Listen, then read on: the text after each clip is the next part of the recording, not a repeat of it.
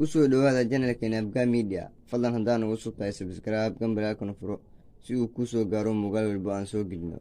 qiso alla ka cabsi isisaabi inta Allah subhanahu wa ta'ala ku saabin. Nin dhalinyaro ayaa waxa uu yimid aaska saaxiibkii, kadibna isagii oo kor taagan qabrigii saaxiibkii ayaa waxa uu su'aal weydiiyey nin shiikh ahaa oo isgaranayeen.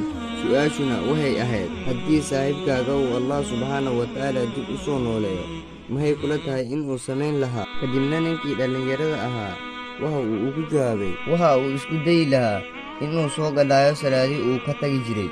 Waxa uu isku dayi lahaa inuu dib u soo barto qur-aankii la bare ee uu dayacay. Waxa uu isku dayi lahaa inuu soo gadaayo wixii soon ahaa ee lagu lahaa oo udurdaar la'aanta ugu tagay. Waxa uu isku dayi lahaa inuu hagaajiyo xiriirka ka dhexeeya asiga iyo Rabbigii.